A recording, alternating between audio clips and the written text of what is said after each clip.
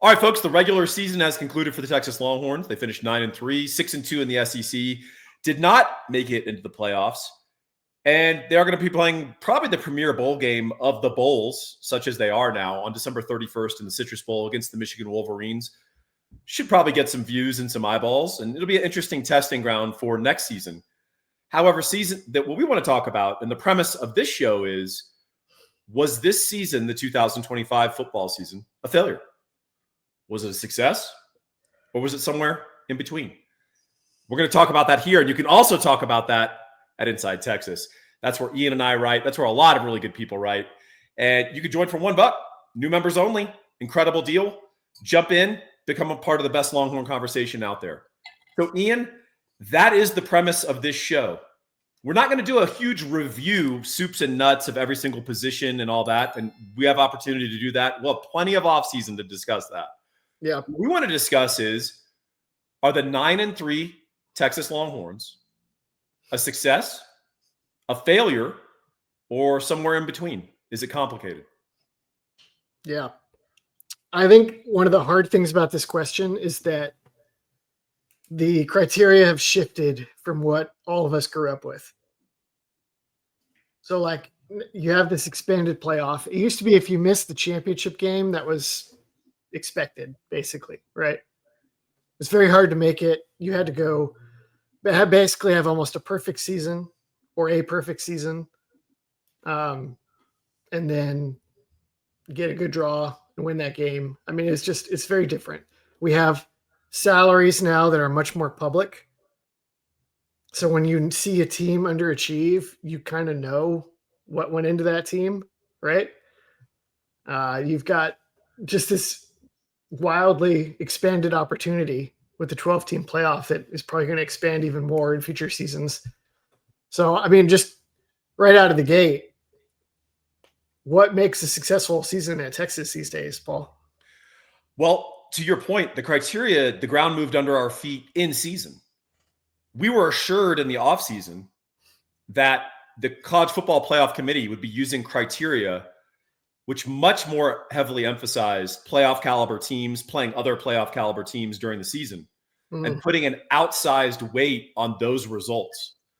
And it was an encouragement for people to go out and ambitiously schedule an Alabama preseason game, a Michigan preseason game, an Ohio State preseason game, a Notre Dame.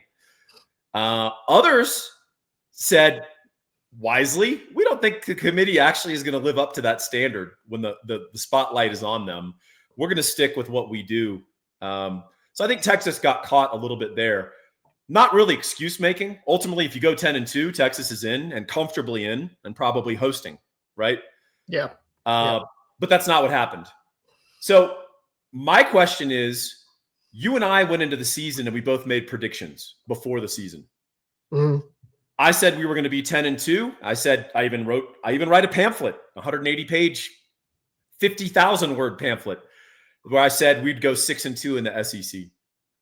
And actually got some pushback on that. People were a little bit more rosier and more optimistic on that. However, my miscalculation was I thought we were going to go up to Columbus and win that game. So I thought we'd go 10-2. And what was your preseason prediction for this team? It was also 10-2. I had Texas losing to Florida. For most of the offseason, I had Texas losing at Georgia. But as the year approached, I began to think that Sark was going to put such a special onus on that game. Arch Manning could be rolling down the stretch. They might actually steal that one. And then like you, I was like, they'll beat Ohio State in the opener because they'll have Manning ready to go versus Greenhorn saying in his first ever game. And so they'll be able to steal that even if Ohio State's really good. You got half that handicap right. Yeah. There was a Greenhorn saying that they were a little scared of at that point. They didn't want to put him in a bad situation. Right. But we didn't come through on our side on offense. No. And I think Matt Patricia, you and I both held out the possibility that he could be really good in college. But we both also were like, we're kind of suspicious. Like, he hasn't proven it at any level outside of the Belichick ecosphere, right? But he proved it. He's done it. Yeah, there were a lot of question marks for Ohio State. So here's another way to look at this. Is Steve Sarkisian responsible for our expectations of 10-2? is he responsible for being voted preseason number 1, which you and I both sort of raised an eyebrow at, right? Yeah. But the truth is, when we both predicted 10-2, some of the feedback at Inside Texas from our beloved subscribers was, hey, y'all are being negative. Like, show me the loss, right? Or I could show you one loss. We're not going to lose 2 games, right? We're loaded. Look at our D. Look at all the potential, right? So my question is, what is the reasonable standard to judge the success or efficacy of a season? I think the salary is a big one. What about recruiting? Wasn't that just the proxy for salary before that? Yeah. If your recruiting rankings are 3rd over the last 4 years on average, the expectation is you better have a good football team. That's the big one, are your known stars entering upperclassmen phases of their career? Yes. Now, that I think is actually divided, and that's maybe why the Texas underachieved. Because they spent big in the portal, and everybody knew Texas was like a top 5 expenditure team. So you're like, okay, top 5 expenditure, 12-team playoff. Pretty easy. It's pass or fail if you make the playoff, right? Yep. But then you look at the roster, and you've got underclassmen at a gazillion essential spots. Such as? Wide receiver. Running back to some extent, basically. Quarterback is a 3rd-year player, but a 1st-year starter. That wasn't really the problem, obviously. Tight end, extremely young. Except for the starter. Yeah. Okay. And 12 personnel. 12 personnel, very young. Very young. And since we insist on playing 12 personnel. And 11 personnel, quite veteran.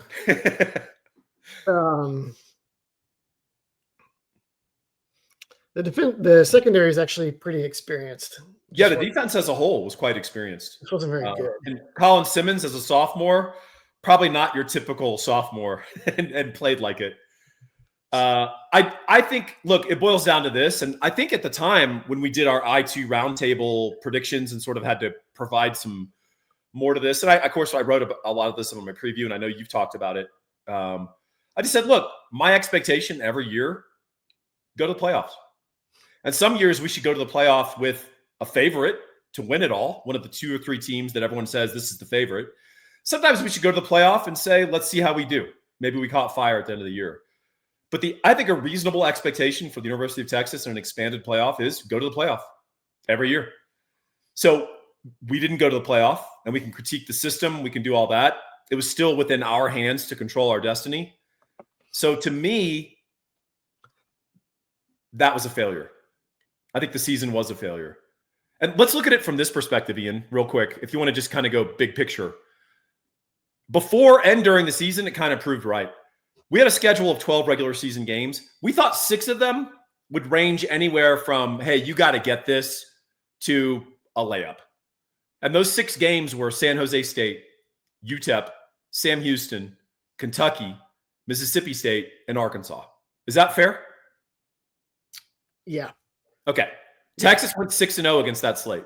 Struggled a little bit with Mississippi State and Kentucky. Didn't look great the whole time against UTEP. That was a 27-10 win for those of you who remember. They didn't look great all the time against any of those teams except for Sam Houston State. Yeah, I would say Arkansas, our offense looked pretty damn good. Yeah. That you really could see it coming together for Arch. And frankly, Arkansas's defense is good for people to get late season confidence. Then there were 6 games that we all thought would be competitive to varying degrees, from, wow, that's really hard, to, this is a real game. Don't overlook them. You and I were both big on Florida being a loss, and that proved to be true. But Ohio State, at Ohio State, OU game, always an unknown. Vanderbilt, I think we both had a lot of respect for Diego Pavia. At Georgia, proved to be a bear. And then Texas A&M. I think you and I were both pretty pro A&M in the sense like, hey, these guys are not just going to go 8-4 again or 7-5. Like, this is Elko's actually a real football coach. Now, they got to hide a little bit behind a schedule, but Truth is, they were an upper echelon team that we played, certainly. Against those 6 teams, Ian, we went 3-3. And if you want to be just simplistic, if we have a winning record against the good teams or the competitive teams, go 4-2, we're 10-2, and we're in the playoff, and we're the 6th seed, 7th seed, whatever. So is playoff participation the new top 10 finish? I think it is. I think that's a good way to look at it, right? Well, what's funny, Ian, is back in the day, and the playoffs have kind of denuded this, have sort of have threatened the structure of this mentally that we used to have. If Texas went 11-2 and won their bowl game, and we finished ranked 7th in the AP, no one would say what a joke of a season. Right. You'd say good season. Man, I wish we'd beaten OU. Right? Yeah. Typically how that went. No one was like, what a failure. This is a disgrace. I don't think this season was a failure or a disgrace, or it was a failure from a playoff perspective. I don't think it was a disgrace because, speaking of OU, it's important to beat your rivals. That should still matter in this game. And the way that Texas did it in convincing fashion, I think is a positive for this team in this season. But before we drill down on that, I want to drill on something where you could do yourself a favor, because this guy ain't your rival. He's your ally. He's the guy that you need in your corner if you're going to do a mortgage. You got to call Gabe Winslow. You can reach him at 832-557-1095. Hey, here's the deal. You're about to get a little bit of free time this Christmas holiday. You or your wife or your girlfriend or whoever, your significant other, is going to say, hey, let's go look at houses. Rates are down a little bit. Let's go look. Hey, go look at houses. And you know what's even cooler when you go look at houses and be the looky-loo and go look at how people did their sink and all that stuff? Go get pre-qual, because you might find the house that you both walk out and go, holy, this is it. Like, what are we doing? We should actually buy this thing. It's not just going out and having a little fun looking at how people decorated their kitchen.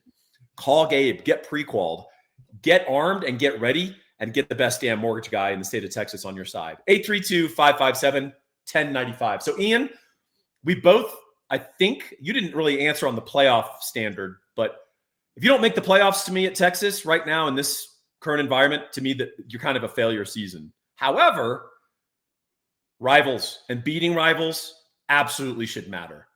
What are your thoughts on that sort of paradox? Well, I don't really want to paint myself into a box where every year that you miss the playoffs is a failure. It feels like there still has to be some room for cycles. We're going to talk about that. Okay, we'll come back to that then. We'll talk about injuries, acts of God, etc. I have tolerance for that. I live in the real world. I think we both agree that's not what happened this year. That's not what happened this year. The victories over A&M and Oklahoma were extraordinarily sweet, and I will enjoy them for the rest of my life. All right. That's really what makes the exercise difficult, because you've got the sign that's like however many days since Oklahoma scored a touchdown against Texas in the Cotton Bowl, and then you've got the other even more insane one that's like how many days since Texas A&M beat the Longhorns in football. And it's coming up on what are we at? Like almost 15 years. Yeah. Since we've watched the Aggies beat the Longhorns with our eyes in a live setting. That's pretty nice. It's not like either team where they didn't just beat up on down rivals this year. They beat a pair of teams that are somehow both in the playoffs. Well, somehow both in the playoff. If we played them tomorrow on a neutral field, Vegas would have us as the favorite against both. Yeah. However, I think part of that too is not just the beating of your rivals. It's fun to beat A&M if they're 4-8, right? It's really fun to beat A&M when they're undefeated and they're coming in and if they win, they go to the SEC title game again, just like back in College Station last year. If they win, they have an undefeated regular season, and then what? They're the 2 seed? The 3 seed? I mean, that was a big deal. And I think it was a lot of heartbreak for the Aggies that Texas was the one that dealt it to them in a pretty decisive way. Like, trailed at the half, didn't look so great, and then kind of beat their ass in the second half. I mean, if that game had been 5 quarters, I think the final score is like 41-17. Yeah, it becomes a name your score kind of situation. Yeah. And then OU, similar deal. Tight first half, second half, Texas dominated them. There's the battered Aggie syndrome is really big too, because they had that nagging, the devil on their shoulder was like, this is all going to go up in smoke. It's Texas. Texas is going to ruin it. You're going to go back to being little brother. You'll be the laughing stock of the nation. Everyone will post your yell leader practices on the internet.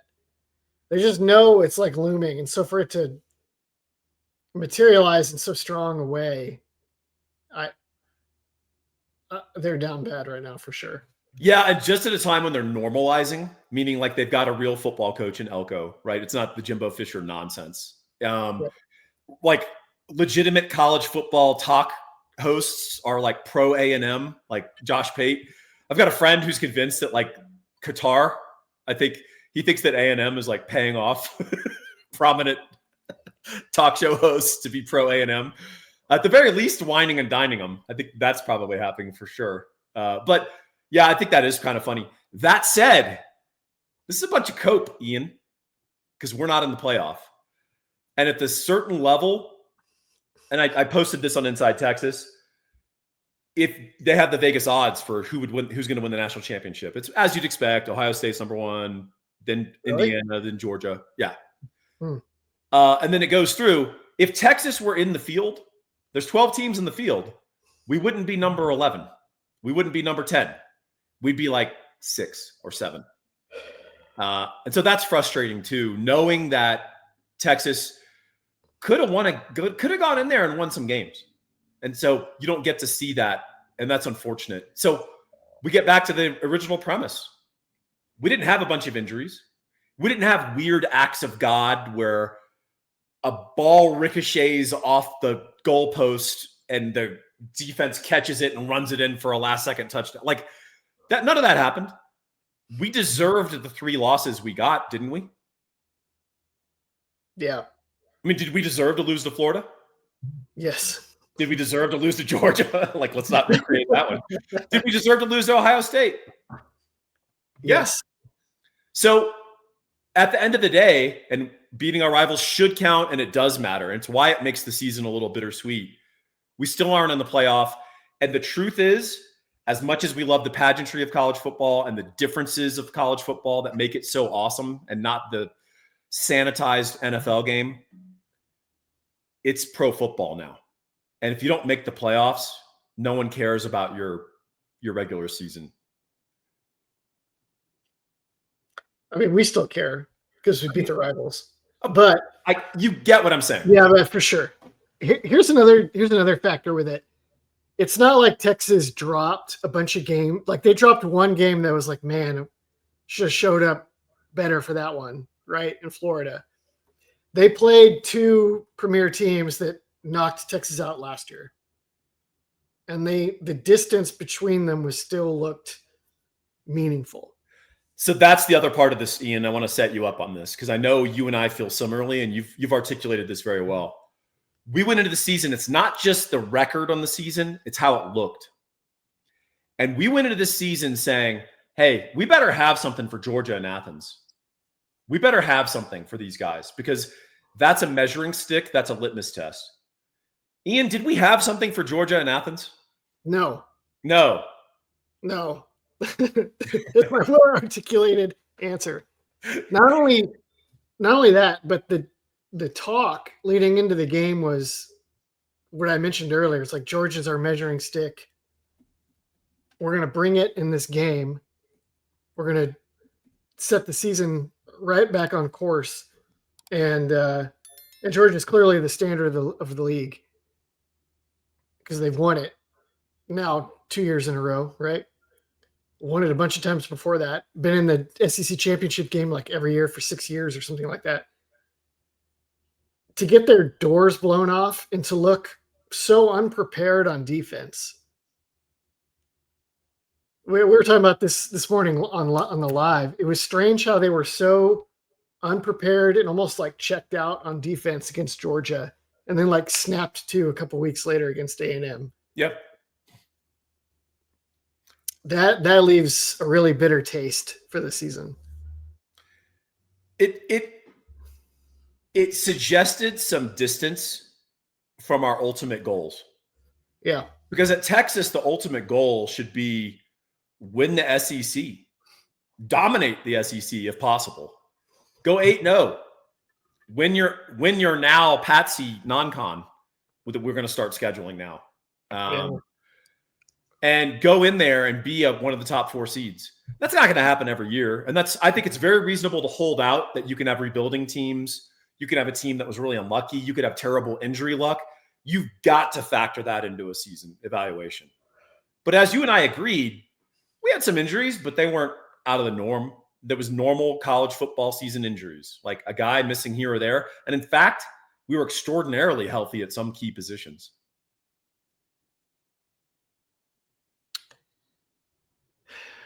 It makes you worry too. See, here's the other one.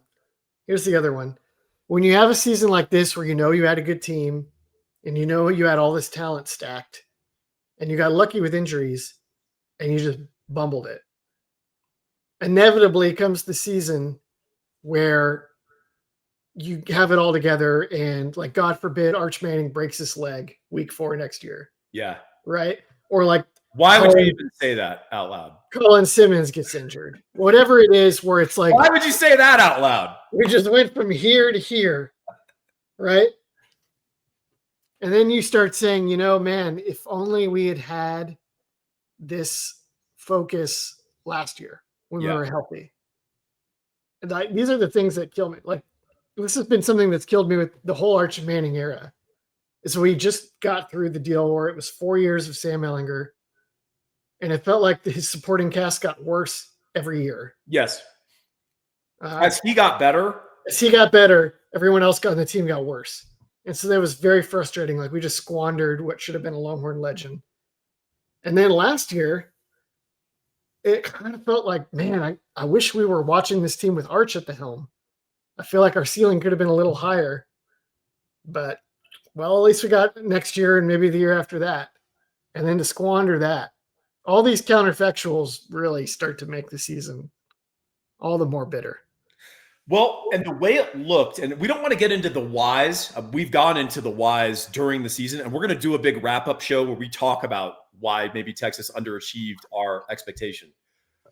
But with respect to how it looked, meaning, what did your 9-3 look like? What did your 10-2 look like? What did your 8-4 look like, right? If you go 8-4 and your 4 losses are by a combined 11 points and your quarterback missed 4 games, that's a different season and feel of season than, crushing a bunch, having Notre Dame scheduled, right? But the point was, we didn't play very good football, even when we were winning, right? Yes. And then late in the year, and this is the tantalizing thing, the offense weaponizes against Arkansas, carries it over into the second half of Texas A&M, and the defense completely unscrews itself and plays incredibly sound, dialed-in, focused D against one of the most dangerous groups of skill players in the country. Yeah. And so we're left with this weird bad taste of watching us struggle with UTEP. And people are like, maybe UTEP's going to win Conference USA. Hey, spoiler, they did not win Conference USA. But then at the end of the year, we handle A&M, the number 3 team in the country, quite easily. And then you have no more meaningful football till a bowl game against Michigan where both teams are going to have opt-outs. And it's kind of like not the true teams that played. It's like the next year's team. This is frustrating. How can we reconcile this? It's probably helpful to think about it as more like a 7-5 team that scrapped its way to a couple big rivalry wins. That would almost feel better if they'd lost the Mississippi State game and lost the Kentucky game and they were 7-5, but it's like, but we totally just spat in the water for Oklahoma and A&M this year. But instead it's like 9-3. And what if we had been 10-2, but they weren't that close to 10-2. Like we said, like Ohio State sort of it was, look, we can't, I don't want to relitigate that. You can look at the box score and say Texas outplayed them. Like Ohio State had control of that game. Yeah. And for reasons you and I talked about at the time, and you can go back and watch those deep dives. We explain it to you. However, freaky stuff does happen in games. And if you're in a 1-score game, you can win that game. That game to me was like the Washington game. Yeah. It was like technically Texas had a chance to steal this late, but it wasn't really that competitive. Yeah, I mean, well, and yeah, that's a whole other can of worms. But the other part is people are going to say Florida, 1 score, 8-point loss. Hey, Florida controlled that game. They deserve that one, right? And we never saw that Florida team ever again that year, this year, I should say. But that Florida team for one moment existed and was pretty decent. And we folded on the road. And then Georgia, not competitive. So I guess that's the other part that's frustrating is it seemed like there was a very late season trend line where we got some stuff fixed that wasn't about our talent. It was about stop doing stupid stuff and like embrace who you are and like let's keep things simple on defense. And we're always going to ask the question, hey, what could that Texas team that we saw against A&M, what could they have done in a playoff? We don't know, and we won't, because we didn't make it. And to the degree that I can decry the playoff committee and I can say that we were 3-2 against 14 teams in the top of the CFP rankings, and Notre Dame was 0-2 against that top 14, and they're the ones being discussed as like the alternate to Miami. We're not even on the graphic, right? I can do that all day. Go 10-2, we're not having a discussion, right? Beat Florida. Yes, not to go. Or don't schedule Ohio State and let's get Southern Illinois. Yeah, Rice or whatever. Right. That bothered me more from this is not good for the game. Right. Than it did from if Texas is not involved, how can we have a champion? It's like they don't need Texas to have a legitimate champion of this tournament. Well, I got news for you. They could probably reduce this tournament to 4 or 8 teams and have a pretty legitimate champion. Yeah, especially this year, right? Yeah. Probably every year, but definitely. I don't think James Madison's going on a run, Ian. I'm going to go out on a limb. It's an embarrassment what they cooked out this year. But another thing that gives me confidence to just proclaim it a failure is that it was closer to 7-5 than it was like 11-1. I would agree. Quality of play. And what you're getting at, where it's like, hey, when we like unscrewed ourselves, we beat undefeated A&M, which just makes clear that the point of failure was in the coaching and deployment of this team. And it doesn't feel, I don't really have as many qualms about calling I guess they're all highly paid professionals now, but the coaches are definitely highly paid professionals. And to say, you guys failed, you didn't meet the standard, is not that hard to do. I agree. And I think that's ultimately how we'll end this. Some really good things about this season, but ultimately frustrating and tantalizing in equal measure. And ultimately, I thought this was a playoff team. And people were saying, hey, that's not enough. They should at least play in the title game. They should play in the semifinals again. They should. And I was like, no, just like playoff team. That's my expectation. That's a reasonable expectation. Wasn't met. And as much as I love beating our rivals, ultimately, I can't give this team a B+ or an A-, right? They're still C+, C kind of season. That's how I feel. So what's your final grade, Mr. Boyd? We'll always have Paris. You will always have Paris. I mean, if it's pass or fail, it's like a D, right? Or an F. Yeah. Well, it can't be an F. If it's playoff pass or fail, then so playoff pass or fail is a different discussion. I was thinking of a sliding grade scale of the totality of the season. I think C, we'll give them a C grade because the rivalry wins are so delectable. Yeah. I would go lower if they'd lost either of those games, probably. All right, so 2026, we need a solid A-. Yeah. Don't make that face. We got plenty of offseason to dissect this. The portal is open and active. We're going to be making some changes with the coaching staff. Let's all evaluate that. And we're going to ask all of you to come here and be a part of that conversation. We'd love to hear from you. And go join Inside Texas. That's another place you can join us. $1, new members only, flash sale. Come join Inside Texas. Kick the tires. You got to be there right now. There's so much breaking news. Yeah. Well, you have to be on the website to get your fix. If we had just come on here and told you all the things that have happened in the last 48 hours, we would have done half an hour on just this guy, this change, this guy portal, this guy's coming in. We're looking at this guy. Yeah. A lot of stuff going on. That's the place to do it. And this is the place for the discussion. Like, subscribe. We want to hear your comments, and we want to hear your grades for the season. How did you evaluate it? Are we completely off base? Did Texas have a good season?